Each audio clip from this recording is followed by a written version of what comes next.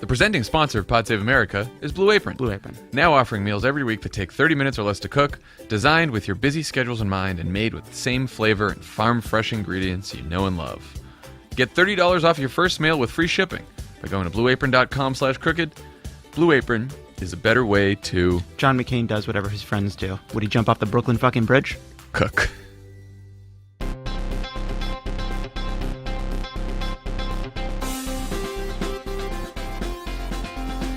Welcome to Pod Save America. I'm Jon Favreau. I'm Dan Pfeiffer. On the pod today, we have an interview with NBC's Katie Tur about her new book, Unbelievable. And later, we'll talk to the host of Crooked Media's With Friends Like These, Anna Marie Cox. Love It or Leave It is tomorrow. Big Love It or Leave It. We got Ed Helms, Norman Lear, and Melina Abdullah from Black Lives Matter. It's pretty impressive. Yeah. It's going to be a good one. I'm going to miss it. Flying to Cincinnati tonight, so I don't get to go to Love It or Leave It. Okay, and there's also tickets still available for the tour. The tour's coming up, Dan. Are you excited? I'm so excited. That didn't sound excited, but I am actually very excited about it. I'm excited, too. We're planning all the different legs as we speak right now. So there's still tickets for the second show in Ann Arbor, the late show. And then there's a few tickets left for the second Philly show. And then Santa Barbara is finally selling, so get in there before it sells out. Crooked.com/tour. You know, as I think about the tour, You Love It really leads into the idea that he loves an audience, but I'd be lying if I said I hated an audience either. So I'm pretty excited about it. It's fun. I've had a lot of fun when we did it in LA and San Francisco, so it'll be good to go other places. And Seattle. Don't forget Seattle. And Seattle. That was a great one. That was very long. Okay. Before we get into everything else, we should probably talk briefly about the United Nations General Assembly that happened this week, Trump's first speech. I didn't pay a ton of attention to it because I was freaking out about Graham Cassidy all week. But, he did threaten to totally destroy North Korea, so that seems like a notable thing to bring up. What did you think about the speech? Well, I thought the thing that's interesting is I listened to the Monday podcast yesterday, and you guys have this exchange where it's like, who really cares about him tweeting Rocket Man? Is that a big deal? And does it change your opinion that he used it in the speech on the national stage? On what is the speech that is probably most watched around the world of any speech the American president gives in any given year? You know, if all he did was call him Rocket Man and there were no other notable portions of the speech that involved a threat to destroy a country of 25 million people, then I would say it was a big deal. But it's just Rocket Man is one of those things that's sort of designed for, the press to pick up on, and they should have. But I think the substance of the speech of what he said was probably a little more alarming. I mean, in the past, if there is a horrible dictator like, Kim Jong-un, with nuclear ambitions, and we wanted to show force and threaten the country, you'd threaten the dictator, you'd threaten the regime. You could even say we're going to attack their military. Like, to just say you're going to totally destroy a country with 25 million people, which most of those are civilians, seems like the kind of thing you'd hear from a Kim Jong-un or a Gaddafi or a Hugo Chavez or one of those lunatics who usually speak at the United Nations. You don't think you'd hear that from the President of the United States or really any of the countries that we're allied with. Yeah, I hate to break this to you, but we now have one of those lunatics who speak at the United Nations. That's us. The New Republic said that someone wrote, if you've ever wondered what it would be like to be represented by a wild-eyed megalomaniac, minus the flowing robes and abundant military medals, take a look. Yeah, which would be funny if it wasn't so sad. I had this other thought. A few weeks ago, you guys, it was after North Korea shot one of its multiple missiles across the bow of Japan, and you asked Tommy what Kim Jong-un's strategy was. Like, why would he do that? What is his end goal? Yeah. And the answer was, we have no idea. But as I thought about that as we were listening to the speech, and I realized that if there was a pod save Pyongyang, they would be having the same conversation about Trump. Right. Like, why is he calling us Rocket Man? Like, why would he criticize South Korea? Like what? What is the strategy? Oh, the answer is what's the strategy? The answer is he's just a crazy person. He is just a crazy person, and you'd think that we'd have some. They might think, oh, maybe he has some smart people working for him, but they were smart when they started. One thing we know now is Trump makes everyone and everything around him dumber. That's very true, and more cowardly. What did you? So a lot of people on the right like the speech, and even some conservatives who've been critical of Trump. I am guessing that's because he was very warmongery, and they usually tend to like that. I think if you are a Republican who is Republican because you believe in the long forgotten traditional ideals of the Republican Party, you are grasping at straws to justify your continued membership in this clown car of a party. And Trump standing on the world stage reciting some pretty trite lines that could have been recited by any Republican president is like the last bastion of hope for you. So I think it's so hard for these. They're like not exactly never Trump Republicans. They're like sometimes Trump Republicans. Right. And this is one of the rare moments where they can say, look, he did something that other Republicans would do in an only slightly more embarrassing fashion. Yeah. And I mean, someone said it was like Bush's Axis of Evil speech, just with the crazy turned up. And, we didn't like Bush's Axis of Evil speech or think it worked very well since it led us into a prolonged conflict that we're still trying to extricate ourselves out of. So you can see why they might like it for those reasons. The other issue that was raised in the speech and elsewhere this week was the Iran deal. And there's been this back and forth. Is Trump going to pull out of the Iran deal? He seems to be at war with many people in his own administration who don't think that it's a good idea to pull out of the Iran deal. And again, in the UN speech, it's not like he made some really thoughtful, detailed case about why Iran isn't complying with the deal because, by all accounts, they are complying with the deal. So instead he just said, it's a horrible deal. It's the worst one I've ever seen. And you're going to hear about it again. Believe me. I mean, just ridiculous. I mean, there's two elements to this. One, I'll get all up in Tommy's business for a second. Mm-hmm. This is actually incredibly counterproductive for the North Korea situation. Yeah, that David Sanger piece in the New York Times was talking about that. If your two paths are completely destroy a country of 25 million people or diplomatic solution, it's going to be pretty hard to get a diplomatic solution if in the most analogous situation of a rogue nation seeking a nuclear program, and you then arbitrarily pull out of the deal without cause, why would North Korea do such a deal, but why would the other nations like China put their names on the deal if they can't trust the United States to stick with it? So you're cutting off your by far more optimal solution to this problem by doing this. The second thing is, I find it hard to imagine that if we've learned just from watching Trump over the last 7 months / 50 years or how long it's been since he took office, I think he has made up his mind here. And it's just a question of either he's going to wear his advisors down, the ones who disagree with him will quit, be indicted or whatever else, or he'll just tweet out the policy one day. One early morning we'll wake up to it, because when he teases things like this, he normally does not back away. Yeah. And then, but it's also very complicated because it's not a deal just between us and Iran. There's a whole bunch of other countries involved as well. And so I don't even know how that works, but we should have Tommy on to talk about this. So, and it was also, by the way, this is like a small petty thing, but the writing is horrible in that speech. If that's like, I know that some people were saying, I think Chris Eliza said it was like more poetic than usual.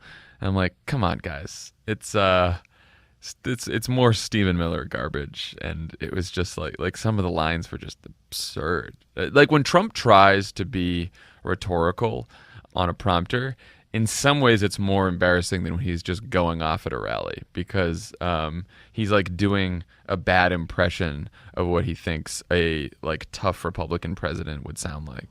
I mean, there's no way he has worked on the speech in the traditional way that politicians work on a speech. Zero. Like there's no. I mean, these UNGA speeches, Ben Rhodes and Barack Obama would be up to like 4 a.m. the night before, like perfecting them. I mean, Trump does not own a red pen. He is not getting in there and making edits. I think he probably, at most, reads it once on the car ride to the event, just so it's not the first time he's seeing it. And sometimes even that would surprise me. That's at best. That is best case scenario. Yeah, okay.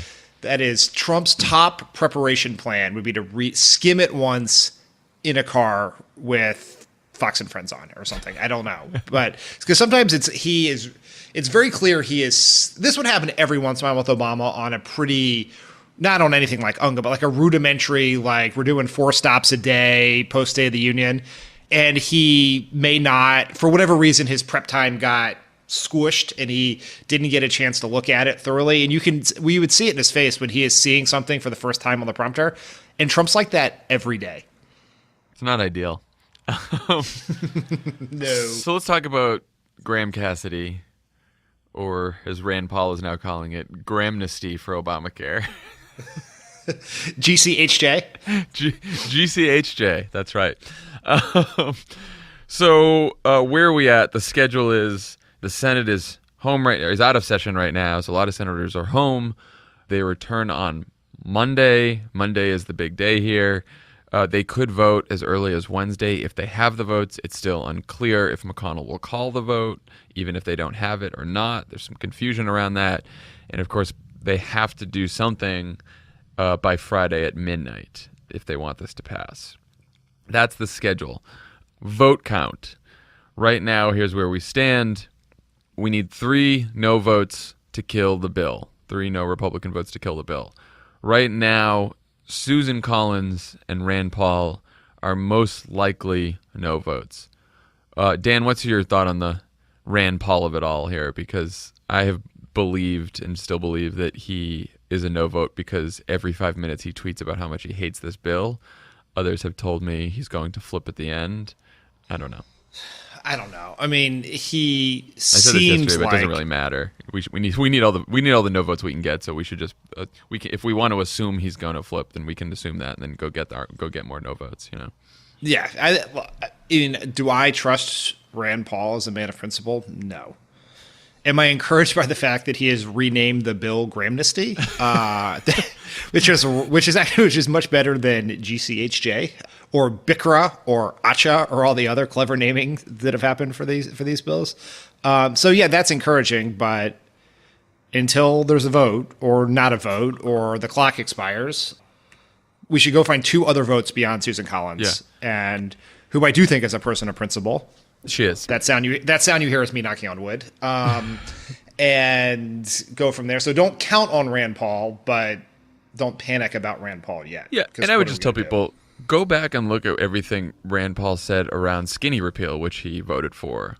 It's not like he was out there for 3 weeks attacking skinny repeal, saying horrible things about it, saying it should never pass, saying it was bad, and then he flipped and voted for it. What he wanted was a vote on clean repeal, and then he said a lot of good things about skinny repeal in the days leading up to him voting for it. So he's not someone who's flipped on the substance of a bill in the past that much. He was pretty happy with the substance of skinny repeal when he decided to vote for it. It was just a fairly new version of the bill before skinny repeal, which I fucking forget at this point what it's called. BCRA or whatever it was. It's called BICRA to friends and family. Cool. Okay, so we think we have no's from Susan Collins and Rand Paul, so where's the other no? Or both no's if one of them isn't with us. It's Murkowski and McCain. Those are the 2 that we really care about. Those are the 2 that are most likely to vote no. Where are they? McCain yesterday was asked whether he's for this. Again, he said he's not there yet, and he wants regular order. At one point, he was just yelling at a reporter, I want regular order. I want regular order. So I don't know. Again, I mean, I think he's caught between his concern for the process and the Senate and bipartisanship and his concern for his good pal, Lindsey Graham. It is concerning that he doesn't seem to be as worried about the actual substance of the bill and what it will do and what it will mean for people and the healthcare. It seems like he's caught between, his sense of institutionalism for the Senate and his sense of friendship for Lindsey Graham, which is not a great place to be, but that's where he is. This is also complicated by the fact that the governor of Arizona, who was very critical in his opposition to skinny repeal, has come out for Graham Cassidy with no explanation of why, even though it violates all the principles that he had put forward and why he opposed the previous bills. It is terrible for Arizona. Terrible. Arizona would lose $19 billion between now and 2027. $19 billion.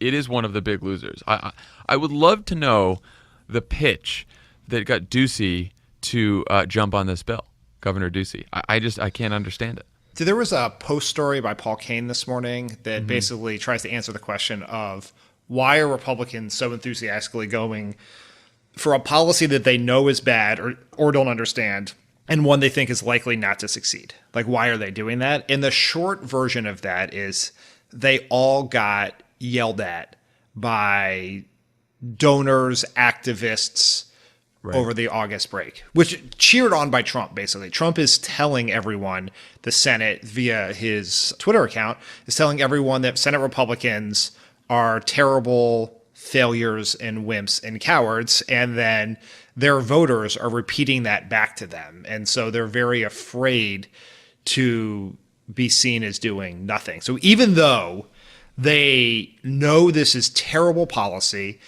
and is probably terrible politics in the medium and long run, they are doing it because they do not want to get yelled at. So that'll make you feel a lot better if you're a cancer patient or a sick child or have a pre-existing condition, is that Republican senators are doing something they don't believe in and they know is a bad idea and will hurt people because they're getting yelled at. Yeah, it's sort of the opposite effect of what happens when a bill like this, a garbage bill like this, is on the floor, which is right now we're all ramping up. And they're hearing from all the activists and organizations and everyone who is opposed to this bill. And so, it pushes them back to, no, I don't want to do anything. But then when we start celebrating, when the vote goes down, they start hearing from all the activists and donors and people on the far right who wanted them to pass it. So it's not like the pressure is ever off these senators either way in this battle. For us, it might seem like, oh, once we win this fight, everything's quiet and these people can go on their business, but they don't. They get pressure from the other side, which is why our job is never done on this. It's so exhausting. It's exhausting. So McCain is iffy. We don't know. We're hearing he's genuinely conflicted about this. So Murkowski, I think, is more likely to vote against this shitburger than John McCain. She said again yesterday or the day before she's still not supporting this bill. Her support's not there yet, but she's talking over the numbers. She said she was talking over the numbers with HHS, which got me a little worried because it's Trump's Health and Human Services Department, and so probably a bunch of all the political people in that Health and Human Services Department are all probably a bunch of Trump hacks. And she's talking over the numbers with her state, which is better. Her Governor Walker, is against this, unlike Governor Ducey of Arizona, which is great. And Governor Walker's statement about this bill was not just like, let's see how the math, I'm worried the math isn't going to work for Alaska or blah, blah, blah. Like, he basically said any change to Medicaid like this, that block grants Medicaid, would mean deep cuts to our state, and any restructuring of Medicaid goes far beyond repealing the Affordable Care Act. It's a pretty strong statement, which I think is important because any day now, probably by the time you're listening to this podcast, Graham and Cassidy will probably come back with more money for Alaska because it is cheap to try to buy off Alaska. So I think we should prepare for the fact that they are going to try to throw more money at the problem in Alaska, and what we're going to have to hope is that Walker doesn't flip and that Murkowski stands by her principles. What are your thoughts on that one? I'm nervous. Yeah. Lisa Murkowski is a person of principle. I believe that. I'm not saying that to guarantee she's going to vote no, but I think on the relative scale of principles within the Republican Party, she is on the high end of principled. And what she did before had courage, and she has been courageous against. She is not someone that Mitch McConnell has been able to bully or bribe in the past. No, so I say remember, that. The only thing you need to know about Lisa Murkowski is she lost a primary challenge from the right in her state, she decided to run as an independent write-in candidate.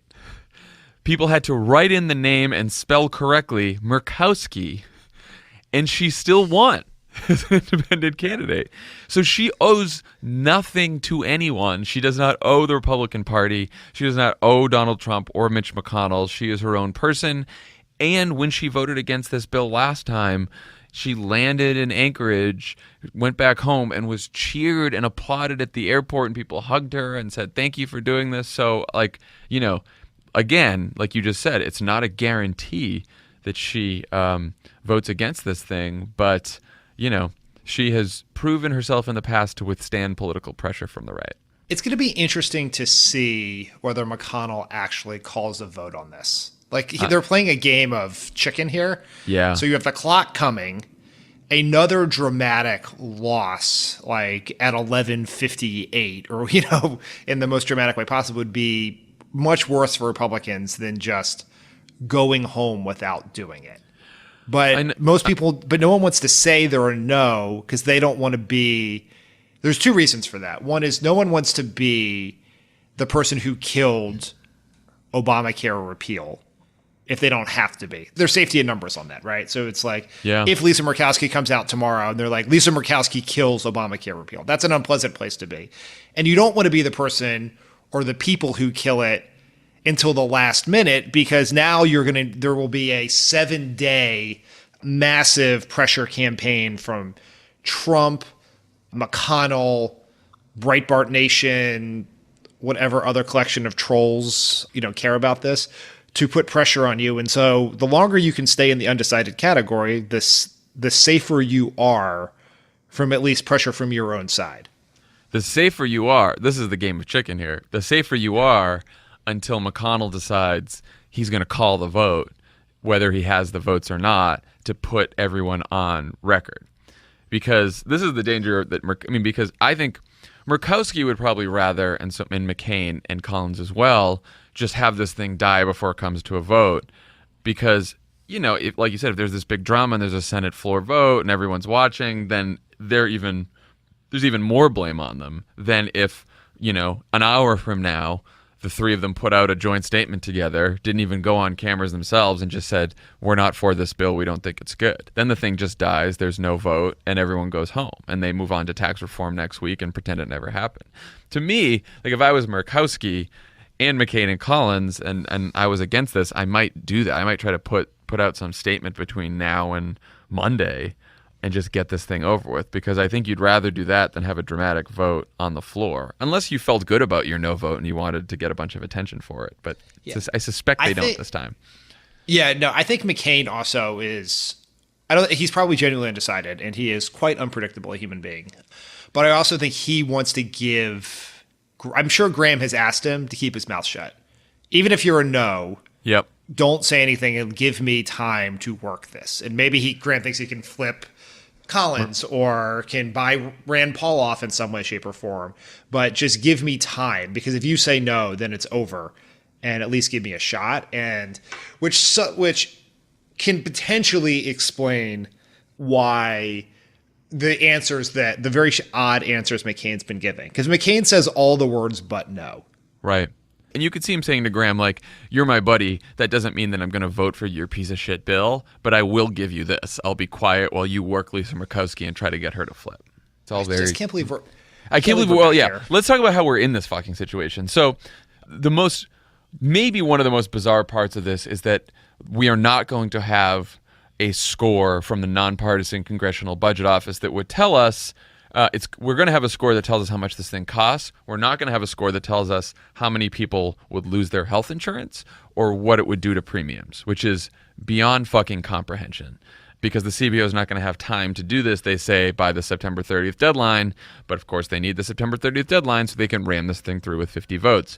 So fortunately, a number of independent, nonpartisan, trusted organizations, consulting firms have run a bunch of numbers on this. The latest is Avalier. It's a consulting firm. It's respected, independent. They said that in the next 10 years, there's a $215 billion cut 34 states plus Washington, D.C. would lose money in the next 10 years. By 2027, that's $489 billion. 2027 and beyond, $4 trillion. Alaska loses $2 billion. We said Arizona loses $19 billion. Ohio, $19 billion. Colorado, $11 billion. It's pretty awful. I mean, this whole idea that the big lie, well, there's many lies, but maybe the biggest lie of this bill is, oh, it just takes all the money that is spent on the Affordable Care Act right now and just divvies it up among the states. It doesn't do that.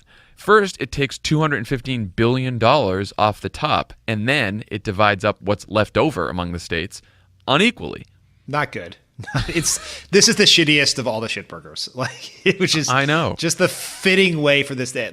It's actually a pretty great metaphor for the Republican Party because in a normal non-Trump old school world of politics, the way this would work is they would try to pass the worst version first. Like the straight repeal version.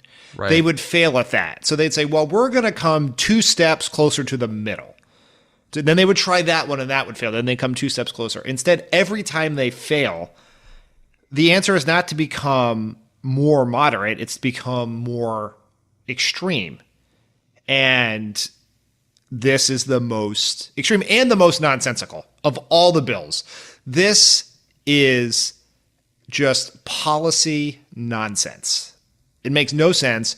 No one involved, and we'll get to this, but particularly Senator Bill Cassidy of Cassidy Graham has any fucking clue what's in this bill. All they know is it does something to Obamacare, and they're for doing something to Obamacare. That's all that matters. Yeah, I would encourage everyone to read Jeff Stein's piece, Jeff Stein of Vox. He went and found 9 Republican senators to ask them what was in the bill. And the answers may not be surprising, but are certainly shocking. They range from really, really obvious lies to people you can't imagine are senators, despite the fact that they're that dumb. There are 2 types of elected Republicans right now. People too stupid to understand the issues, and people who play stupid on TV so they can appeal to Trump's voters. Right, and they're just lying. So that brings us to the Jimmy Kimmel versus Bill Cassidy battle, which in any other time period would seem absurd that a late-night comic is going against a United States senator who also happened to be a doctor on health care and winning the fight. But, Donald Trump is president, so here we are. So Jimmy Kimmel, which if you haven't seen it by now, go check it out. 2 nights ago, just tore into Cassidy in this monologue about the bill, talked about all the problems with it. On Wednesday, Cassidy's response was, I am sorry he does not understand. More people will have coverage, and we protect those with pre-existing conditions. I mean, the extent to which that statement is not true is mind-boggling. The first part, more people will have coverage. Like, you cannot find an expert anywhere that would tell you that that is true. And then, of course, the pre-existing condition thing, which is the Republicans are all very upset because they think everyone's lying about the pre-existing condition thing, right? And Donald Trump tweeted about this yesterday too. I would never sign a bill that doesn't protect pre-existing conditions. Here's the thing. All you have to do is read the legislation. It's a very easy way to solve this dispute. Because when you read the legislation, what it says is that states are allowed to waive the pre-existing condition protections under Obamacare. Under Obamacare, you cannot deny someone coverage who has a pre-existing conditions, and crucially, you cannot charge someone who has a pre-existing condition more than someone who does not have a pre-existing condition. Those are the rules under Obamacare. Under Cassidy Graham, it says, yes, you cannot deny coverage to someone with a pre-existing condition, but all you have to do is write an explanation to Tom Price's Health and Human Services Department that says how you're going to make sure that someone with a pre-existing condition still has access to affordable insurance. That's all you have to do. You have to write an explanation of how that's going to happen, and then you're okay. Cool. Sounds like it's like, why did you repeal the Obamacare regulation then? Why are you doing that? What's the motive of changing the law if it's not going to let insurance companies charge whatever the fuck they want to someone who has cancer? Yeah, this is so fucking simple.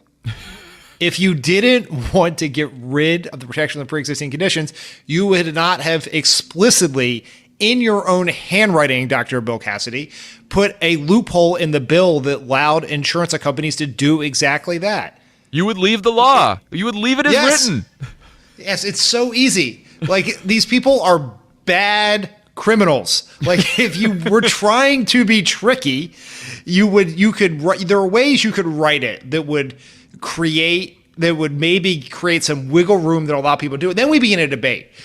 Is this the right interpretation or is that the right interpretation? Instead, these Machiavellian morons explicitly wrote the language in there so the insurance companies would have no doubt that they could fuck over people with pre-existing conditions. Just in case some naive, well-meaning insurance company tried to interpret the law in the most favorable way to helping actual people, they made it clear that that was not their intent. And these people are bad. They also offend me with their stupidity. I know. Well, when we tried to cover people with pre-existing conditions and protect them, insurance companies said to us, here's the problem with your proposal.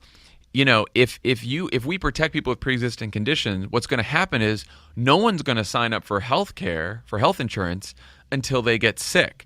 And if insurance companies have to deal with a whole bunch of people that are only going to sign up for health insurance once they're already sick, it's going to be really, really costly. So we said, well, that's why we have an individual mandate, because what we're going to tell people is everyone's required to buy health insurance, sick people and healthy people.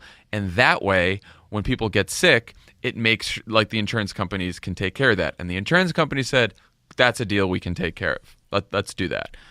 Cassidy Graham repeals the individual mandate. So like you can't, I mean, it's going to send the individual insurance market into a death spiral. So not only are people with pre-existing conditions going to get screwed and have to pay more money, healthy people are at some point going to have to pay more money too, because the whole individual market's going to unravel. And do you know how we know this? The insurance companies themselves told us that yesterday. Blue Cross. Yesterday. And the AHIP, which is, I can't remember what it stands for, but something, America's Health Insurance Plans. Yeah, I think so. Yes, thank you. The people whose job it is to represent the profit-making interests of the insurance companies were like, this thing is bad. That should be a hint. There are no people, I saw this list going around online.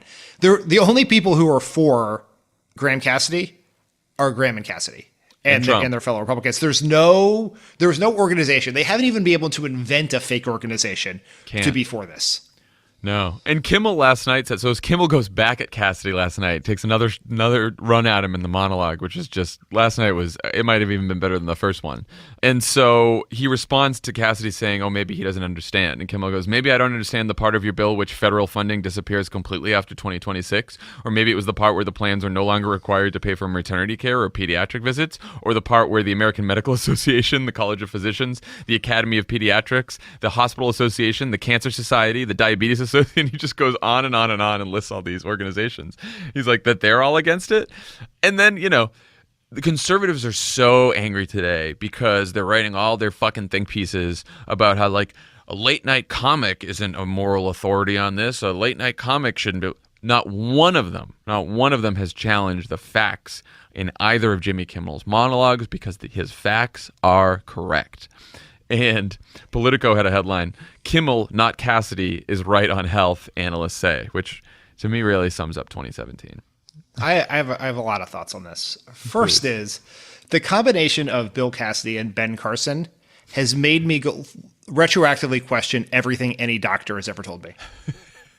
Like, we lift doctors up as these all-knowing experts on all things, and we have been exposed to two of them in our politics, and one of them doesn't understand their own bill, and the other one thinks the pyramids were used to store grain. So it is. I'm hoping we just got the two bad apples here, because I'm not sure.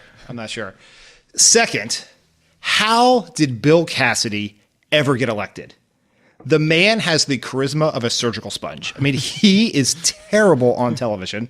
And Jimmy Kimmel, like the battle between he and Jimmy Kimmel is so one-sided because usually in this situation, the late night comic would be the better performer, the more charismatic person, of course, and the senator would be the expert on policy matters. In this case, Jimmy Kimmel is the more charismatic person and the expert on policy matters. And Bill Cassidy cannot explain what is in his own bill. Yeah. No, what I'm really happy about what Kimmel did is sometimes when celebrities or Hollywood types or comics go off in politics, like they exaggerate something or they get a fact wrong or they just plain out lie.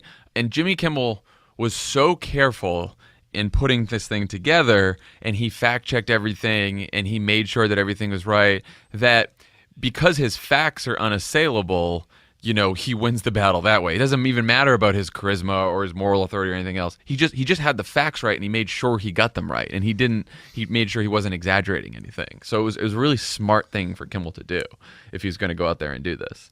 Do you remember when Obama wrote the takedown of the Paul Ryan budget at George Washington University? And somehow we there was a mix-up, and we invited Paul Ryan to sit in the front row. I wish I could go back and take credit because I'm so fucking happy about that. Like at the time, I was really embarrassed because I'm like, I would not have written the speech that harshly had I known that Paul Ryan would be sitting right there. Because at the time, of course, we're trying to negotiate and be bipartisan. Now I think it's hilarious. Yeah, right. History will judge that decision well. But the second part of that story is, remember Obama told you, no Pinocchios was his rule. He did. This thing had to be exactly right. What he said to me is, we do not need to put a bunch of spin on the ball. We don't need to go out there and say, like, Paul Ryan's going to kill your grandmother. We just need to lay out the facts of why that will be the result, basically. No, he's like, just put the facts in. Just put the facts of the budget in. Make sure we have independent analysis that backs it up. Make sure you have all the numbers right. And I don't need to go on this big thing about, you know, how he's an awful person. I just want to lay the facts out. And that, to me, is a lesson for our party in this day and age. Because there are two ways you can look at the nullification of objective truth that is sort of the core strategy of the Republican Party these days. One is you could just lie too. You could take the lesson could be, we're all going to lie. And if they can do it, we're going to do it too. The other one is to swerve in the opposite direction, which is to nail your facts so hard that becomes very hard for your opponents to try to nullify them. And Kimmel and we were operating in a different, more wonderful time back when that speech was written in 2010, I think, 2011, I guess. And what Kimmel did this right, and I think there are lessons for progressives in making arguments against Trumpism in how Kimmel did it. Yep. And now look, if any conservatives are listening, or some of our Never Trump Republican friends, I'm sure they're rolling their eyes and saying, oh, Obama didn't personally attack the motives of Paul Ryan. Of course he did. Look, Obama definitely engaged in the usual kind of politics from time to time, and I'm sure there's plenty of statements you can say were not just factually based, but they were also, you know, attacking the opposition. But the point is, we really tried, and he really tried, to make sure that we were just laying out facts, and that even if you disagreed with those facts, we had an argument for why we put them down on paper. And all politicians from time to time get things wrong and get fact-checked and get Pinocchios, but there is so little truth to the claims being made about Cassidy Graham. It may be unprecedented even for Republicans pushing repeal bills. I think this is I've never seen lies this brazen before. Did you see when Bill Cassidy responded to NPR? NPR tweeted out a story about Cassidy Graham. Bill Cassidy responded on Twitter saying false, and basically saying that more people would be covered and pre-existing conditions would be protected. And then NPR went on a very obvious tweet storm quoting Cassidy's own bill, explaining why that was not the case. Bill Cassidy has not been heard from on Twitter since. Yeah, I don't know why his staff gives him the Twitter machine. Before we get to Russia, you know what? You know who probably feels really uncomfortable right now? Whatever Price? Genius. Well, yes, exactly. But whatever genius in the Cassidy press office, without thinking about it, came up with a Kimmel test. Yeah. I mean, the way he said that on Kimmel, it sounds like it came off, it was like in his head, like he just sort of did it on the fly. So we should talk briefly about Tom Price, Trump's Health and Human Services Secretary, who during his confirmation hearing was getting in some sort of trouble for possible insider trading. We now find out Dan Diamond at Politico reported that Price has been taking private jets on 5 separate occasions to conduct official business, including a flight from Dulles, a charter private jet from Dulles in D.C. to Philadelphia for $25,000. First of all, who the fuck flies from D.C. to Philadelphia? Never mind Dulles. Dulles, you have to drive like an hour to get to Dulles to do a 30-minute flight to Philly for $25,000. Hey, we don't have enough money for Medicaid though. Do you know how long the train is from Union Station, which is basically a stone's throw from HHS? From Union Station to Philly is 2 hours on the train. Yeah, I've done that. It's a very pleasant ride.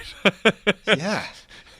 You know, it's just really, I mean, yes, we could just go on and on about the hypocrisy and the drain the swamp and stuff like that. But I think this is part of the message for Democrats. This Tom Price thing becomes important because it fits so well in this larger story about what they're trying to do on healthcare.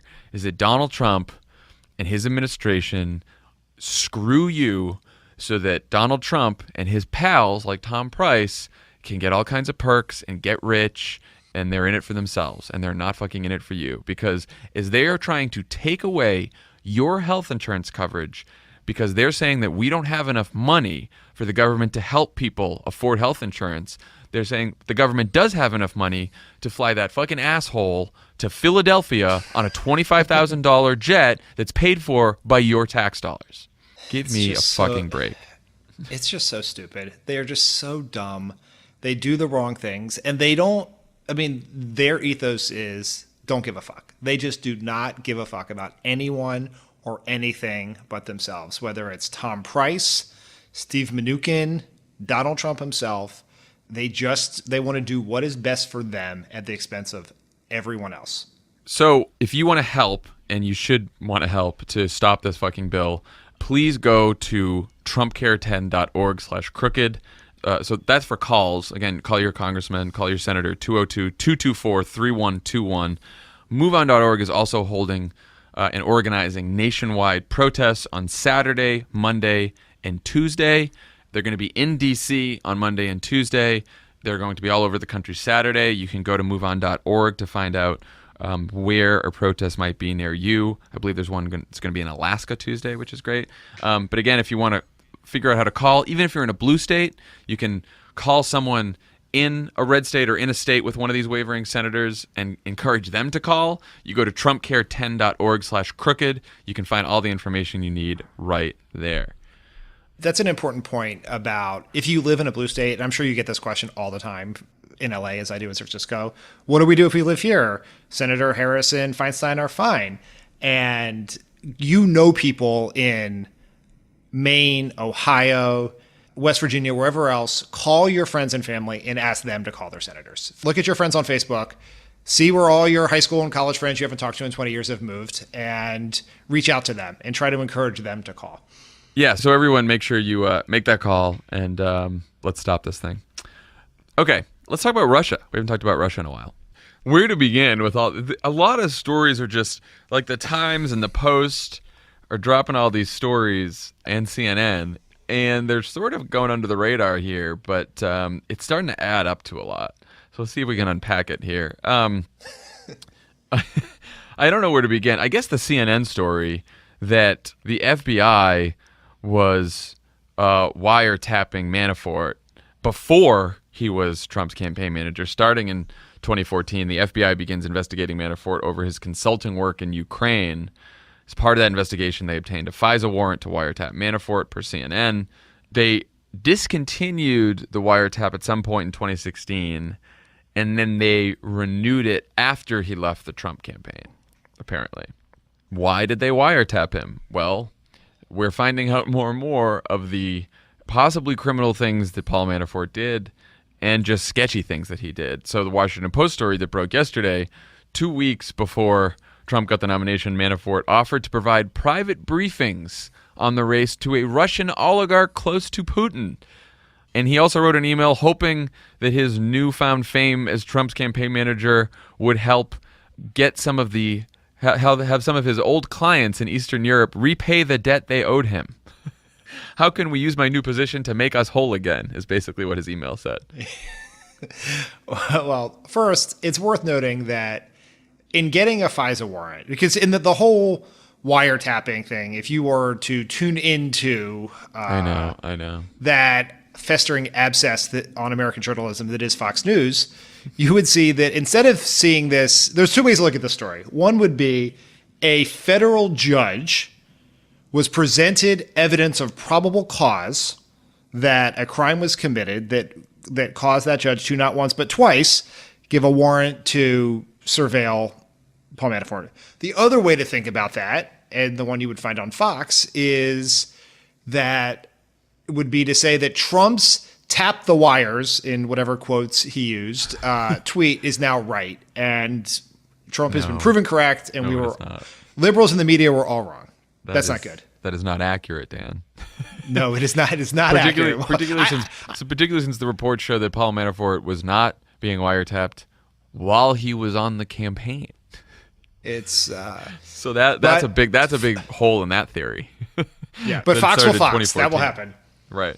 And also, of course, it's, relying on people's ignorance of knowing how wiretapping works, that it's not the President of the United States that orders wiretaps. It is the FBI, and then it is approved by an independent court of judges. So it's not like Donald Trump or Barack Obama or Jimmy Carter or George Bush or any of these people can just go ordering, you can wiretap this person, that person. It just doesn't happen that way. And usually the president does not know about these wiretaps, even if they do exist, because that is the standard of independence that you set from the DOJ, which Donald Trump, of course, has completely erased. So it sounds like it's bad news for Mueller. There was that other story, I think it was the New York Times, about them when the FBI raided Manafort's house. And they didn't just do a knock on the door, it's the FBI, open up. They just busted into his house and started taking pictures of his hard drive, his suits. They started taking his documents. I mean, this is not something you do when you're just suspicious of somebody. Yeah, the legal experts around this talked about that they did that because they had reason to believe that in the time in which they knocked on the door and the time in which Paul Manafort opened it, or they were able to kick it down, Paul Manafort would destroy evidence. So that's why they did it. He was asleep when this happened, and they raided his home. The suit thing is funny just because, as we remember from his brief but humorous TV appearances, Paul Manafort dresses like Paulie Walnuts from The Sopranos. So I think that they made us be passing those around the FBI just for fun. So I don't exactly know what the crime is that Paul Manafort's going to be charged with. Like first of all, the criminal statutes around collusion itself are almost non-existent. It seems like there could be money laundering charges. It seems like there could be conspiracy charges. It seems like there could be some campaign finance violations, some foreign lobbying violations. Could be all of the above. We don't know, but things don't look good for Manafort. And of course, what Mueller is hoping is that Manafort, then turns on Trump if they've got Manafort. Yeah, because they also apparently in that same story told Manafort that an indictment was coming. Yes, I'm sorry. That is a big point. Yeah, so an indictment is probably coming. Now, the other part of the case that's very important is Mueller is not just looking at Manafort. It's not just looking at Russian collusion. He is clearly investigating Donald Trump for potential obstruction of justice. I mean, it is the biggest thing sort of hanging out there right now. And the New York Times detailed this in a story this week. Mueller has asked the White House, he wants emails and documents from the White House related to the firing of Michael Flynn, the firing of Jim Comey, and Trump's meeting with Russian officials where he said that firing Jim Comey had, quote, relieved great pressure on him. Yeah, so it's, I talked to a legal expert who said that because Mueller might be worried about Trump pardoning Manafort and Flynn and just using his pardon power for all these people, Mueller is speeding up the case on obstruction because he feels like he needs to nail Trump on he would need to nail Trump on obstruction, because if he does that, it makes it harder for Trump to pardon everyone else if you start implicating Trump in a crime as well. That seems encouraging. Yeah. No, I think the obstruction thing is real, because also obstruction of justice it's not like one. This person also told me it's not like one law. Obstruction is like a series of laws, and it's also like about building a case. So it's not necessarily one single thing that Donald Trump did. It's, what was his mindset while he was doing the firing? How do you prove corrupt intent? You prove it by a series of things he did, and that includes public statements like when he told Lester Holt, I decided, he was looking into that Russia thing too much. Or his conversation with the Russians where he said the firing relieved him of great pressure. Or the original letter he drafted about why he wanted to fire Comey that Mueller now has possession of as well. So there are a number of things and a number of interviews Mueller's doing to try to prove obstruction. And we'll see where it goes. And why he instructed his staff to draft a obvious lie about Donald Trump Jr.'s meeting with Russians promising Oppo research on Hillary Clinton.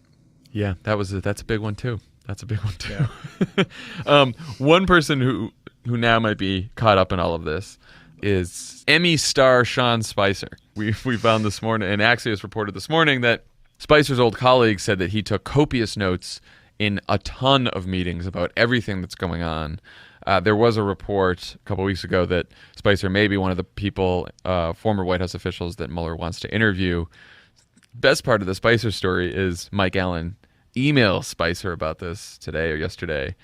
And Spicer writes back to Mike Allen, Mike, please stop texting, emailing me unsolicited anymore. Mike responds with a question mark. Spicer responds, not sure what that means. From legal standpoint, I want to be clear. Do not email or text me again. Should you do again, I will report to the appropriate authorities. Who are the authorities in this case? Jim Vandehei? Someone tweeted that. Who are the authorities? Is it Vandehei? Is it the National Parks Association? Who are the authorities?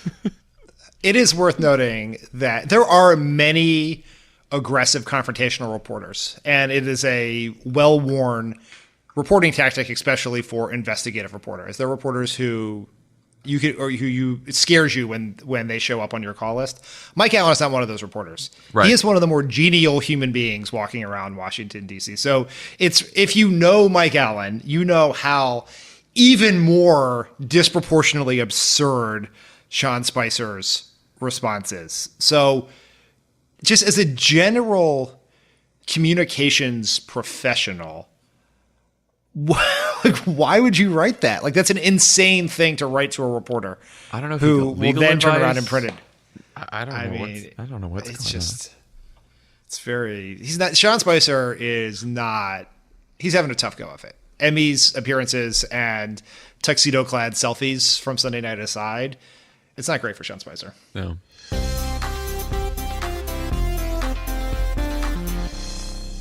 Pod Save America is brought to you by ZipRecruiter. Are you hiring? Are you hiring? We're. Do you know where to post your job to find the best candidates? That I do know. With ZipRecruiter, you can post your job to 100-plus job sites with just one click. Then their powerful technology efficiently matches the right people to your job better than anyone else. Cool. That's why ZipRecruiter is different. Unlike ZipRecruiter is different. I saw my parents last weekend, and they said, the pod is great. God, Jon Lovett is so funny. I don't get why he continues to repeat everything you say during the ads. It's not that funny. You know what? I actually meant to stop doing it because I do agree. But I just was sitting here and not really paying attention. Lazy humor. Unlike other job sites, ZipRecruiter doesn't depend on candidates finding you. It finds them. Which is great. It is great. Better than the other way around. Did you know that 80% of employers who post a job on ZipRecruiter get a quality candidate through the site within just one day? I did not know that. Now you do. Cool. No juggling emails or calls to your office. Simply screen, rate, and manage candidates all in one place with ZipRecruiter's easy-to-use dashboard. Find out today why ZipRecruiter has been used by businesses of all sizes to find the most qualified job candidates with immediate results. And right now, Pod Save America listeners can post jobs on ZipRecruiter not for $10, not for $5, How much? Free. What? Just go to ZipRecruiter.com/crooked. That's ZipRecruiter.com/crooked. One more time. Where do you go, Lovett? I believe it's ZipRecruiter.com/crooked. /crooked. Pod Save America is brought to you by Peloton. Peloton. Do you want... Cool. Do you want the convenience of joining a group cycling class whenever you want, right in your own living room? Use French for bicycling in your home. Peloton is a cutting-edge indoor cycling bike that brings live studio classes right to your home. John has one. I have one. We're biking like crazy. Mine's in our garage, our new garage. There's a Peloton bike in there. I'm going to turn it into a whole cycling studio. Flashing lights, music. I'm not going to do that, but I do like it.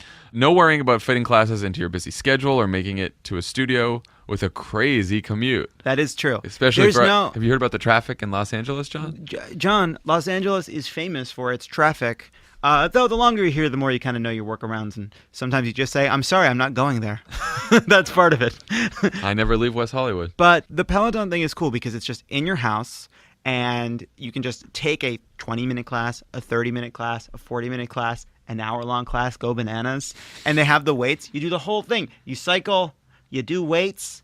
There's a handsome or pretty person telling you what to do. You can pick your favorite. Lovett just needs a handsome or pretty person telling him what to do. I mean, it's sort of story of my life. That's my handsome people telling me what to do is basically both my work life and my home life. I'm going to leave it there. Discover this cutting-edge indoor cycling bike that brings the studio experience to your home. Peloton is offering listeners a limited time offer. Go to PelotonCycle.com. Enter the code PodSaveAmerica at checkout. The code is PodSaveAmerica. And you get 20% off accessories with your Peloton bike purchases. That's cool. And you're going to need some accessories. Yeah, you're going to need shoes. Get a great workout at home anytime you want. Go to PelotonCycle.com. Use the code PodSaveAmerica and get started. Yeah, you don't need to go to some dumb gym where you're like, some struggling actor is going to tell you how to clear your conscience to start your day, like you need advice from this person. Just do it at home.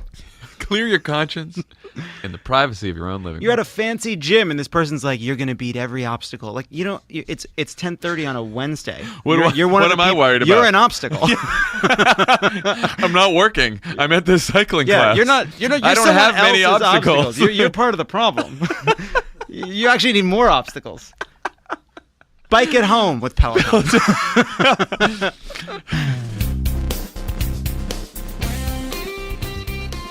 On the pod today, in studio here in Los Angeles, we have NBC's Katie Tur. This is so exciting to be so here great in you're person. Here. You're one of the first guests that we've had in the studio, in the new Crooked Media studio. I think that's a good way to start. This is great. And welcome home to Los Angeles. Thank you grew you. up here. So last time we spoke, it was on a podcast called Keeping It 1600 during the campaign. You were talking to Dan Pfeiffer and me. And in the middle of the pod, you were like, I gotta go.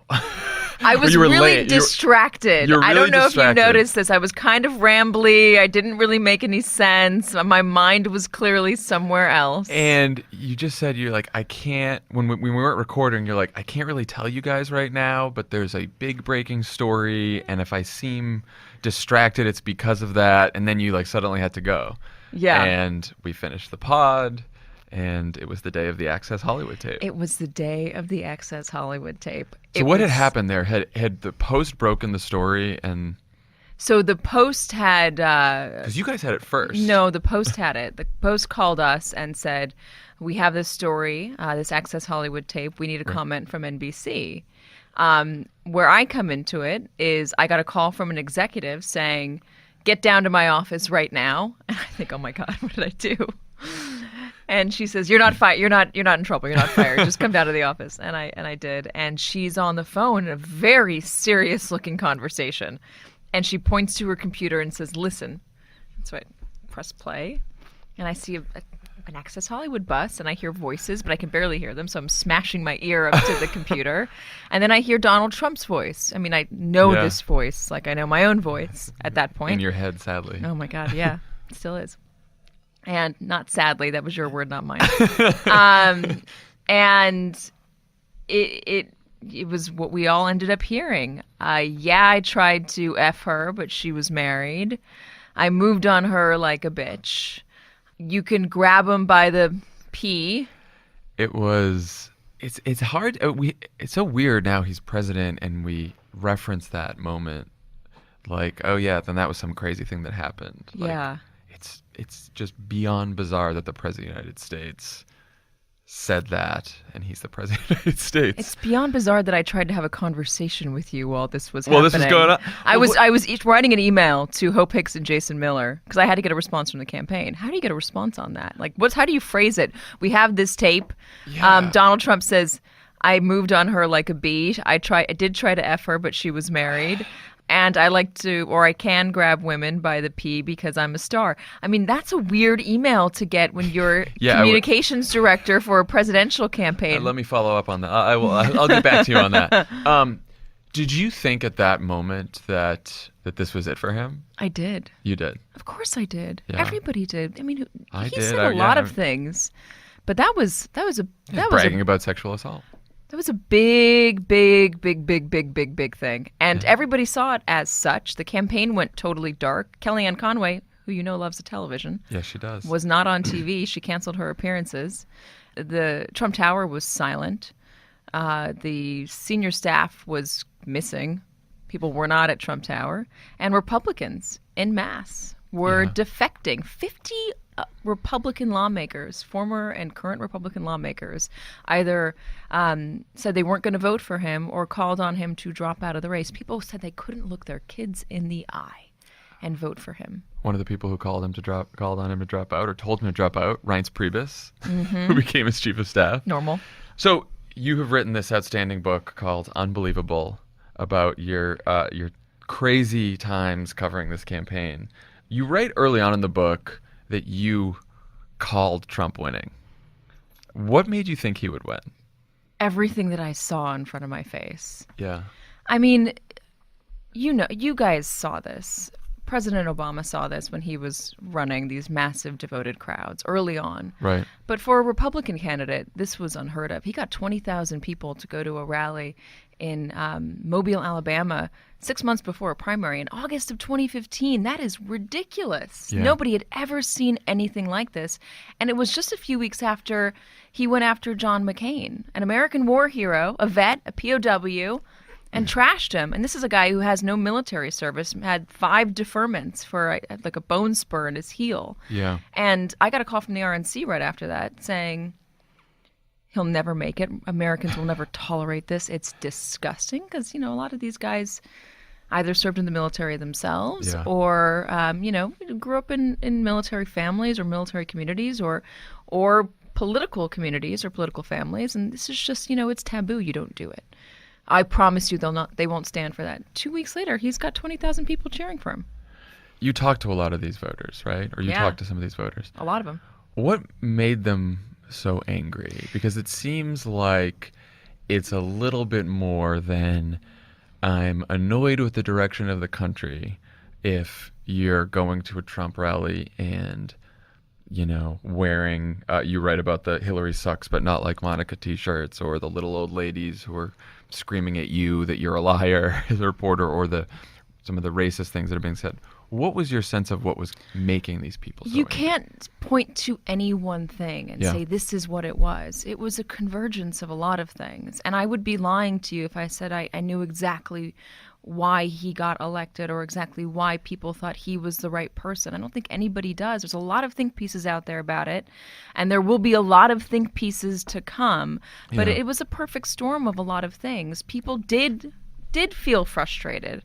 They did feel like they voted for. You have people who would have voted for Obama again, voting for Donald Trump. Right. You have people. To me, that's the most confusing It's wild. set of voters. People who voted for Obama twice, but then decided that they would vote for Donald Trump.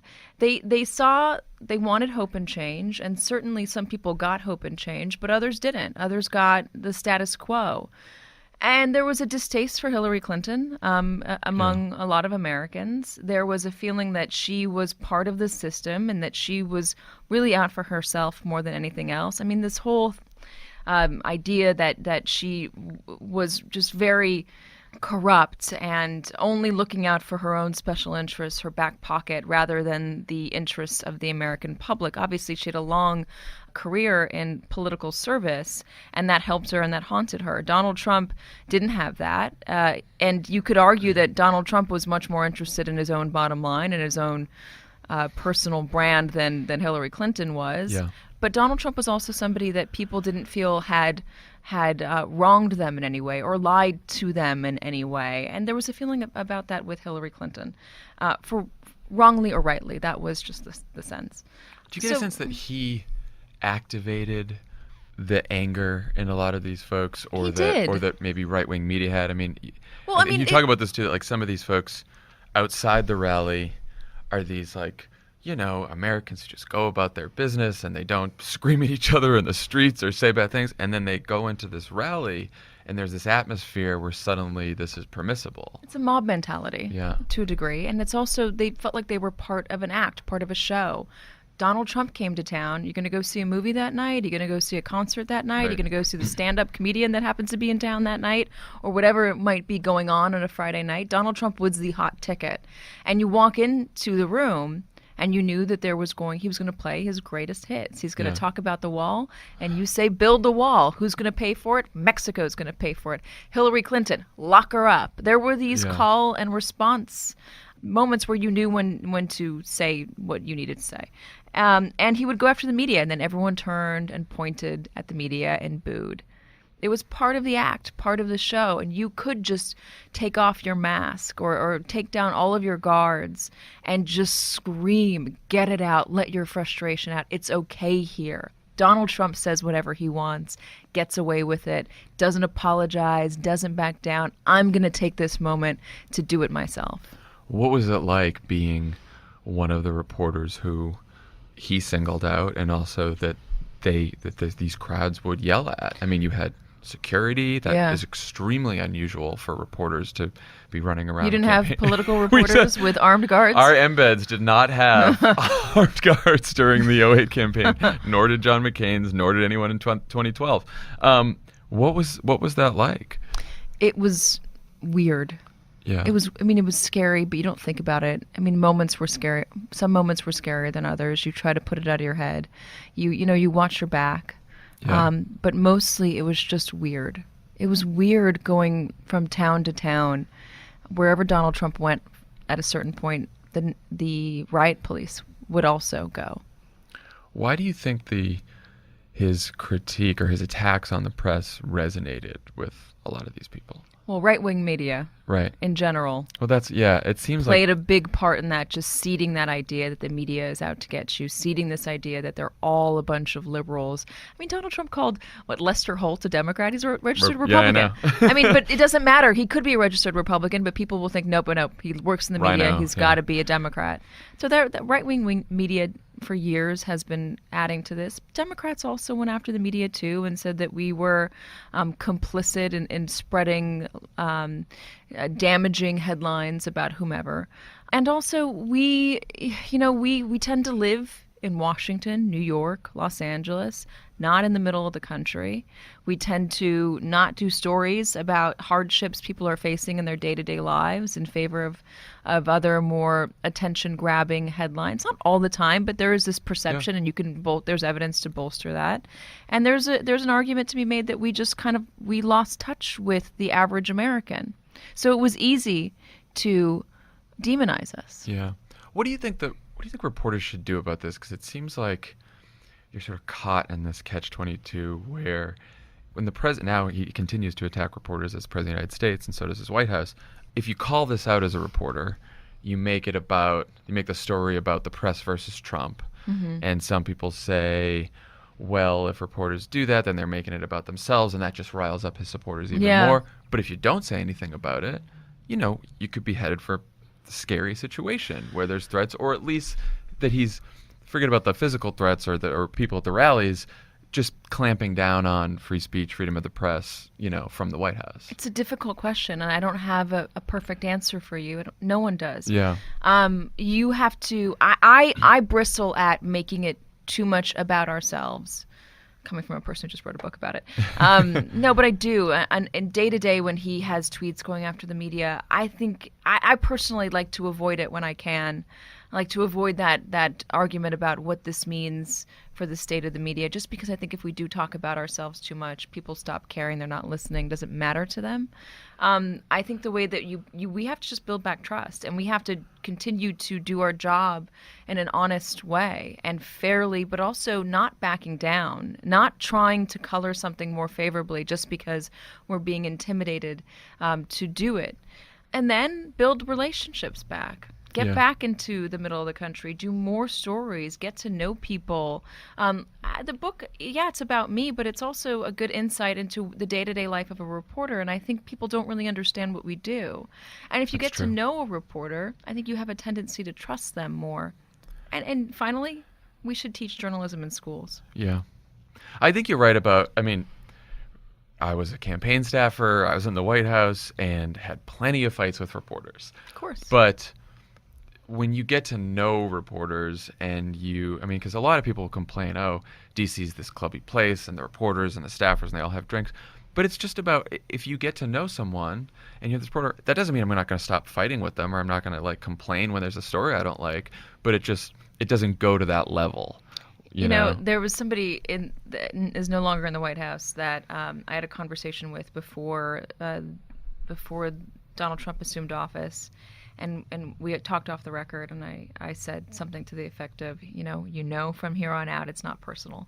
Right. And that person said the same thing back to me. And it was a difficult relationship for a little while there. Yeah. They're not in the White House any longer. And now I'm getting, now we're starting to talk on a human level again. That's good. But that's important. It's important to say, I may think you are a lovely, decent human being, but that doesn't mean I'm going to agree with what you're doing. I'm going to give you a pass for what you're doing in the White House. Right. I'm not going to give you a pass for telling us something that is not true. I'm not going to give you a pass for reversing yourself on a policy position. I'm not going to give you a pass for saying something inflammatory. That's not my job. My job is to present the facts, put them in context, and to allow the viewer, the voter, to take that and make an informed decision themselves. It seems like a lot of the self-reflection among the media has to do with the failure to predict what happened. Or as you said, how do we miss the big story? How did we weren't talking to people in the middle of the country? It seems like there's been less self-reflection about something you also mentioned, which is, did the media coverage do a good job of conveying the stakes in terms of policy? And, Harvard did this study on the media right after the election, and it said, the coverage of both candidates was overwhelmingly negative and also very, very light on policy. Yeah, it's true. How do you fix that? It seems, too, like that's a particular issue with television coverage. It's hard with TV coverage. Yeah. We have a minute 30, minute 45 to present what happened. Is it the format? The format makes it very difficult. You can do it more on cable news than you can do on the network broadcasts. But this was across all forms of media. It wasn't just TV. But part of the issue was that Donald Trump didn't have any policy. Right. There was no policy to speak of because he had very little of it. And the campaign wasn't talking about policy. When they did try to talk about policy, the candidate himself stepped on it with saying some inflammatory or outrageous thing.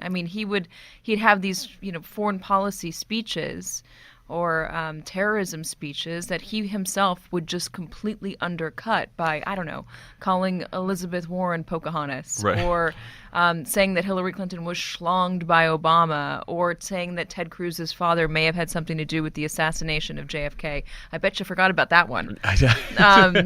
Well, since Ted Cruz was back in the news recently, I've remembered it again. Can we talk about that? Just someone on his staff liking porn. I woke up. That's the day that my book was released, and I couldn't sleep. I woke up at 4 a.m. and I saw a tweet from somebody in the media, I think it was Niall Stanage, saying, I just read this line in Katie's book, the what if, and now I feel it with Ted Cruz and porn. And I was like, did I write Ted Cruz and was I talking about Ted Cruz and porn in my book? That's a thing. What the heck is this? That's a thing now. It took me a few minutes to figure out what was going on Twitter. Well, it is.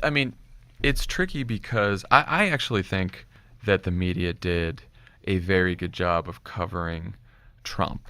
Thank you. That study that I mentioned well, actually, Trump's issues and Trump's policy got coverage, but they got coverage because there's this asymmetry in the media where Breitbart and Fox were pushing his immigration policy.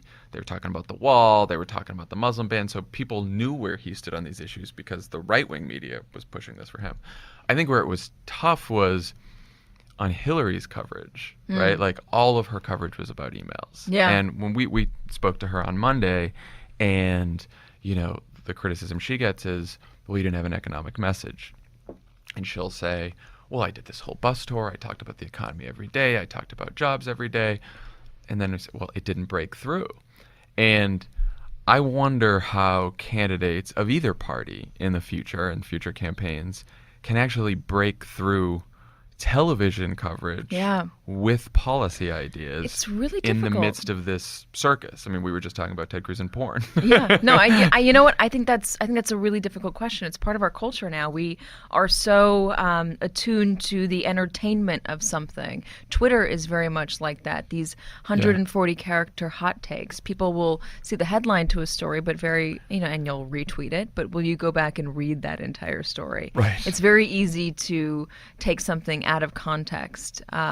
And to maybe assume either the best for it or the worst for it. Yeah. And that's a problem we have to figure out how to tackle. I don't know yet. With the emails and with how to maybe go after somebody or not go after, but run against someone like Donald Trump, it's difficult, especially when you consider that he would bury one controversy with another controversy. It was a struggle. I mean, the famous quote, the Orwell quote, it's a constant struggle to see what's in front of your nose. With Donald Trump, it was also a constant struggle to recall what was in the back of your mind. Right. You had a tendency to forget everything because there was a deluge of absurd headlines, and you couldn't just focus on one because the next one came along.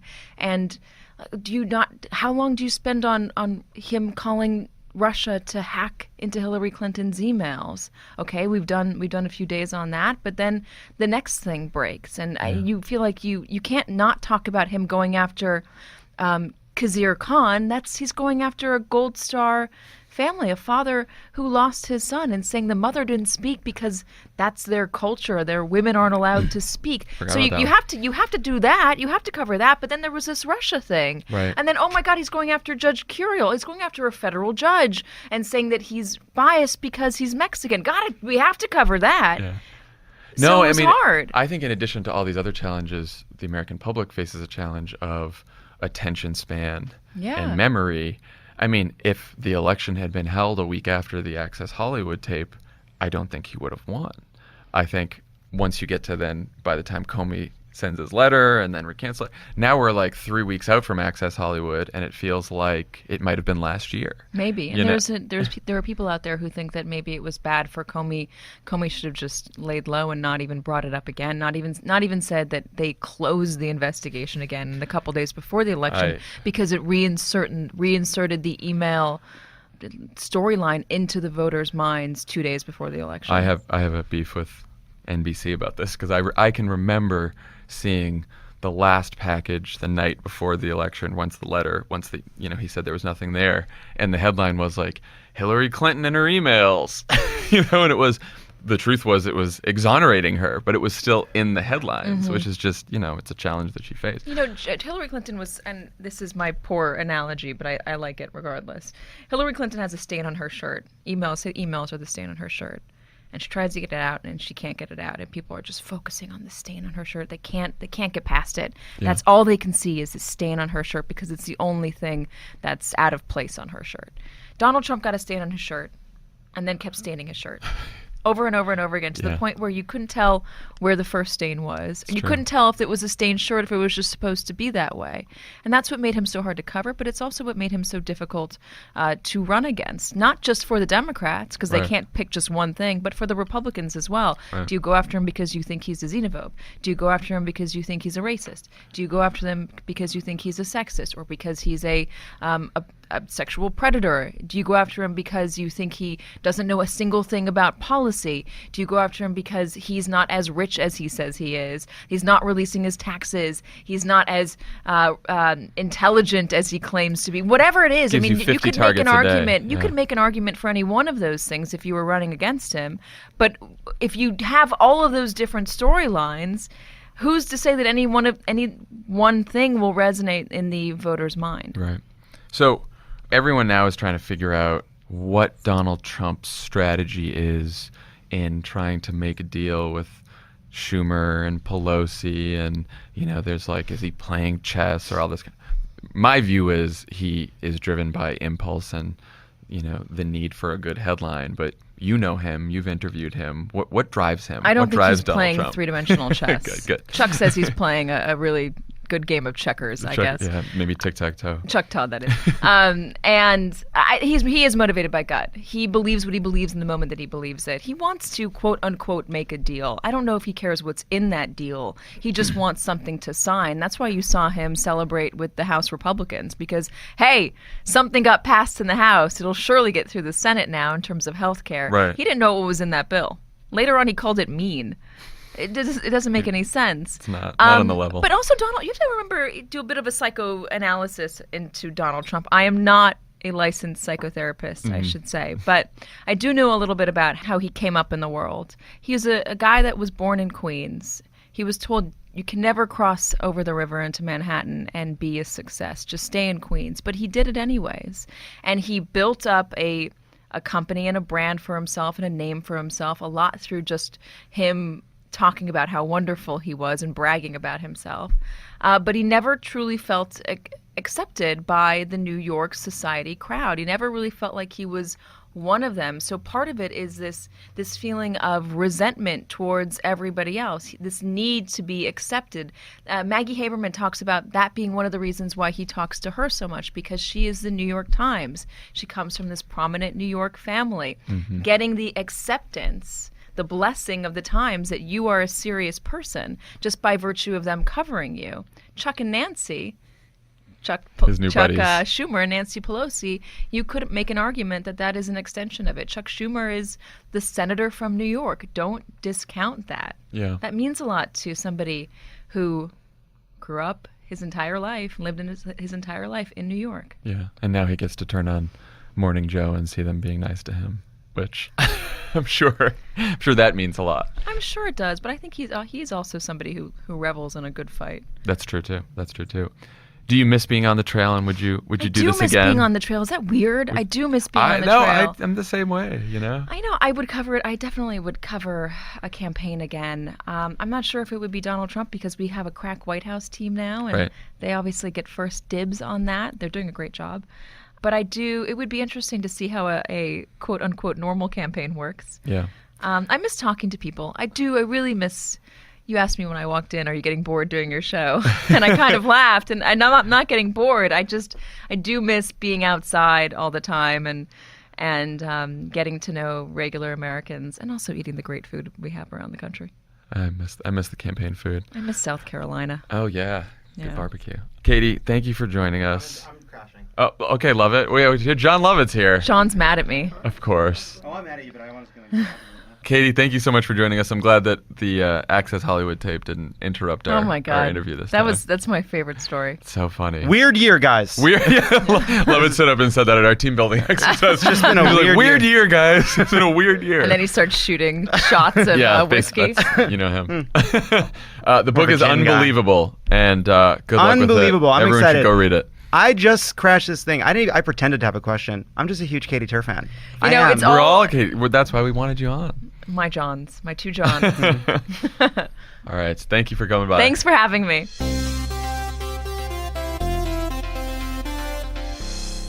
Buzz of America is brought to you by Spotify. Spotify is great. Do I'm you not lo- repeating you anymore. Do you love this podcast? You do. You do. Well, did you know you can listen to it on Spotify while still enjoying your favorite tunes? It's easy. Just look for the podcast section within the Browse tab on your mobile device, or search for your favorite shows. To find more podcasts, head to spotify.com/podcasts.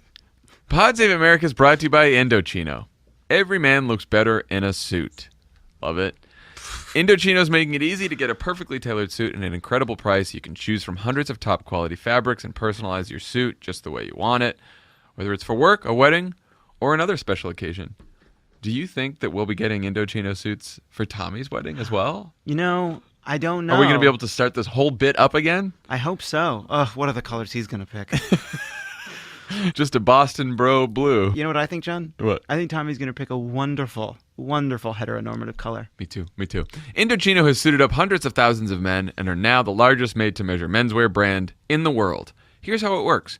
Visit a showroom or shop online at Indochino.com, pick your fabric, choose your customizations, from lapels to pleats to jacket linings, and more. Submit your measurements, then place your order and wait for it to arrive in just a few weeks. I'll be honest, I would wear the Indochino suit we got for John's wedding more, except for the fact that it needs to go to the dry cleaner because after John's wedding weekend, it looks like I wore it to escape a prison. This week, Pod Save America listeners can get any premium Indochino suit for just $379 at Indochino.com when entering Crooked at checkout. That's 50% off the regular price for a made-to-measure premium suit, plus shipping is free. Indochino.com. Promo code Crooked. Just like Andy Dufresne. Any premium suit. Wore it to get out. $379. Free shipping. Yeah, late night. Incredible deal. Pod Save America is brought to you by the Cash App, John. I've already started the ad. You're looking for the I'm copy? late. Well, we have something new to tell people about the Cash App. We do.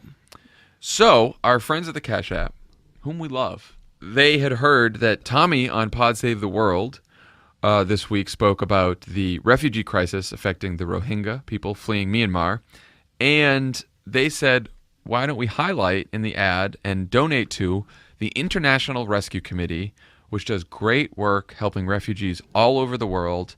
They reached out to the IRC. They're very excited. So now, if you download the Cash App, you get $5, as always, and then $5 goes to the IRC. Download the Cash App right now. PodSave is the code. You know the rest. Use the Cash App. Support the IRC regardless. All good stuff. PodSave America is brought to you by Postmates. Postmates. Download Postmates. You enter Crooked. You get $100 in free delivery credit. That's for you. Maybe a friend doesn't have Postmates yet. They get $100 free delivery credit. You piggyback off them. The number of times we get Postmates delivered to Crooked Media headquarters here in West Hollywood is significant. It's staggering. So I'll sometimes turn to like John and Tommy and some of the other wonderful people who work here at Crooked Media and say, hey, I'm ordering from this poke place. Would anyone like to go in on this order? And I would say roughly 99.9% of the time, John says, I already ordered for myself. Sorry. He never I got hungry. He never turns and says, I'm going to put in an order. He never does that, even though, we could have more of a team lunch. Ordered everyone lunch a couple days ago. You did? Where were you? Postmates. What the fuck? Enter the code Crooked. Crooked. Joining us today, the host of With Friends Like These, Anna Marie Cox. How are you today? Hello, gentlemen. I am, in Trump-adjusted terms, still above average. All right. So, best I can hope for these days. Who do you have on the show this week? I have Tim Faust, who is a healthcare guy, kind of wonky person that some people might recognize his name from another podcast that I don't know what the overlap between Chapo and Pod Save America is, but there's now officially one guest that lives in both universes, and that's Tim Faust. No, that's wrong. Aaron Ryan. Yeah, Aaron is our other overlap. That's Slowly right. but surely, we're overlapping. Yes, that's right. We're you know what? We're putting an end to dominance politics. That's what we're doing. And he's on to talk about just a really deep dive both into Cassidy Graham and Bernie's bill, and talking about something that he's the first person I ever heard talk about health justice as opposed to health care, and we talk about that. Excellent. Totally fascinating. It's not long at all, and it's just riveting. You know what? Look at that. It's getting better, but we still have some work to do. I thought that was excellent. I'm going to tune out. So we just spoke the whole episode about how awful and unpopular Graham Cassidy is. We did a little update on Russia, sort of the walls closing in on the Trump team, and yet recent polls this week. Politico Morning Consult has Trump's approval at 43 versus 39. a couple of weeks ago. Gallup has him at 38 versus 35 a couple weeks ago. And Real Clear Politics average has him at 39.9 versus 37.4. Now, as I say all this out loud, it sounds sort of You funny realize how because tiny those numbers are? it's tiny, and those numbers are really shitty for a first-term president in his 8th month. We never had those numbers. We never had those numbers. Right. No, we did not. And I also went back and I just looked up the margin of error for all of those polls where they had them. Morning Consult, actually, a couple things about Morning Consult, which is the most positive poll he has right now. It's an online poll, number one. Yeah. And number two, they don't give their methodology, really. So it's kind of hard to judge. But for the other polls from those reputable polling agencies, they have margins of error between 2.8 and 3.1. Which means that all of those upticks are within the margin of error. Like, it's not even, it is totally, the fact that he's supposedly more popular is a complete invention of people that want to have something interesting happen that doesn't have to do with nuclear war, I guess. Like, I think there's plenty interesting happening, but, you know, that's a narrative. I will give the counter, only because we were all so thoroughly wrong about polls in the year 2016. And I do think there's something to be said for, like, slight trends. The one explanation I have is not the, he was great in his response to the hurricanes and he struck a deal with Chuck and Nancy, which, you know, NBC had a poll today that said 71% of people support the deal he struck with Schumer and Pelosi, which didn't really surprise me. If they called me, I would say, yeah, I'd support that deal too. Though, by the way, little concerned that maybe that deal was is what now left open the room for them to pass Graham Cassidy. We should debt ceiling. We screwed up with what's happening. We were so happy, and then all of a sudden it was like, oh no, they had 2 weeks with nothing to do, so they decided to take away health care from 30 million people. I will say, in defense of Schumer and Pelosi, not one person, including all of us here at Crooked Media, registered that objection when the deal happened, except for Topher Spiro, who's been tweeting about healthcare. And I remember seeing his reaction when the deal was struck, and he was like, why did they clear the decks for healthcare like that? No one else said it. No one. Nobody. I think nobody thought Trump would take it. No one thought it was a lot. I mean, at the point, Republicans at that point were saying, we don't have the votes. We're not even close to the votes. We're not going to do this. And it's not like Schumer and also, Pelosi, let's remember, Schumer and Pelosi didn't go into that room thinking we're going to get a deal in this room. It was like a crazy thing. Like Trump just said, okay. That's also true. Yeah, over egg rolls, right? I also think that, you know, the other thing to say about these polls supposedly showing an uptick is that they're a week old, not even. Like, that doesn't mean anything. You guys know this. And he's obviously, as soon as he gets to a place where he's at all, like, not a raving, pathological lunatic, he always shoots himself in the foot, right? Well, so next week, this might be different. Yeah. I mean, this healthcare bill is, once people find out about it, I mean, the problem is that, you know, it was kind of like it happened so fast and we thought we were done with this, so people weren't paying attention. But now everyone is starting to pay attention and Trump is saying bullshit about it. And I think that, you know, he might start to suffer again. And also he's going to tweet stupid shit too. Like, that's also going to happen sometime in the next hour. I think that's right, is that it's the further away he is from the center of the media universe, probably the better it is for him in a way. Because, and it's not that he did good things over the last couple of weeks, is that he sort of receded from the spotlight, not too much because all of us still live, breathe Trump every fucking day, but just a little bit. Like, he's been a little less in our faces. You know, the tweets are still crazy. He's still doing crazy shit, but it hasn't sort of punctured. I mean, there's been a lot of hurricane coverage on CNN, right, in places like that. The apocalypse is happening, and so we've forgotten about the demon that's in our backyard. And also because he's a giant toddler, John Kelly restricting his access to his fucking iPad has changed his behavior a bit too. I wonder if he has like one of those like games for cats on it, like I have. Like, you can just sort of put it on and it shows pretty colors, like on the iPad, and like, he bats at it like the cats do.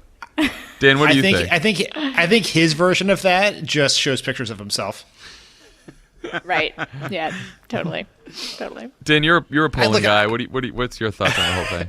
I've been on the polar coaster once or twice. Yeah. I think if you look, there's two things. I think you're exactly right that Trump receding from the center of the discussion, or at least there's X amount of energy and interest in any one time. And it has been almost entirely on Trump in all things for 9 months. And for very good reasons, because of the hurricanes, the earthquake in Mexico and everything else, it's been pulled away from him.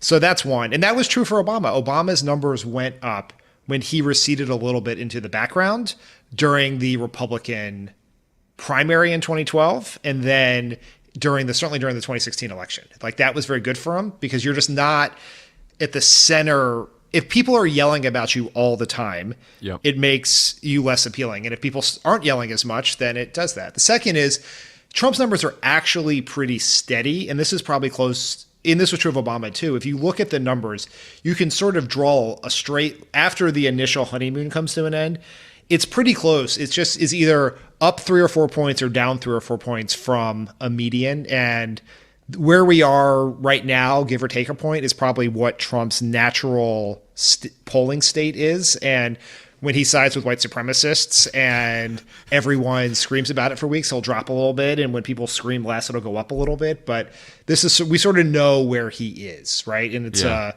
very low ceiling and a moderately high floor. Yeah, he's living between 35 and 45. 45 is actually a little high. He's living between like 35 and 42, 43-ish. Yeah, that's right. These numbers are historically bad. Yeah, no, Like, I mean, when Obama was living in like the 45 to 50 range, which he did for quite a while. You got very comfortable there. We thought it was horrible. We thought that was really bad, you know? In August of 2011, the Gallup poll dropped below 40 for 2 days, and I almost jumped out the window of the hotel I was staying in. That was debt ceiling time, right? That was the worst for Obama. It was right after the debt ceiling. It was a week where debt ceiling was over, the market went into the toilet, and then we lost our AAA credit rating. And just largely out of statistical fluctuation, and August was always Obama's worst polling period, because the world would implode, and just because people answer their phones less in August, we dip below 40, and I thought that was over. All right, I think it's time for the outro, guys. It's happening now. Oh boy! I'm announcing the outro. Music. And so we can take 5 minutes to do it. Is that the reason? People to were announce very it? excited Preemptively. People loved the outro last time around. Look, The Dan story about the guy that knew Lovett and gave him fries all the time was. that's not what happened. Fake news. Listen, Bill Cassidy, no one believes you. Yeah, no one. You're not passing the Kimmel test with that bullshit. Yeah, it's like, what's the more likely scenario? Lovett, back in those days, ordered someone to give him French fries or ordered someone not to give him French fries. That actually could go either way when you put it that way. That's very good framing, hard to Dan. say. I think You should do a message for the he Democratic probably Party. did. He probably did both. I'm guessing. Like, he probably, like, in the space of like one afternoon, both ordered people to get him fries and to not give him fries. That's my guess. I gained roughly 2 pounds per episode of 1600 pen. So Fortunately, there weren't that many. Is that 16 pounds? Is that what it is? No, I gained about 20. I guess that'd be 26 pounds. Yeah, I was gonna 26 say, so, pounds, like, but we did do a finale. how could you tell? How could you tell, John? Like, I mean, how many? By the end of the season, I was wearing different pants. Could you imagine? At that rate, could you imagine how heavy the creator of Grey's Anatomy would be? It's right. If anybody lives by this rule, like every TV showrunner should be 400 to 500 pounds. Okay, go download With Friends Like These. It drops Friday. Love It or Leave It is Friday night. Will drop Saturday. It's gonna be a great one. Yeah, it's gonna be That's great. it. And we'll all see you next week. And the All right, four of bye, us on guys. the phone, we'll see you in Ann Arbor in a couple weeks. Yeah. It's happening. That's right. We'll be Yep. there. All right. Bye, guys. Bye, guys. Bye.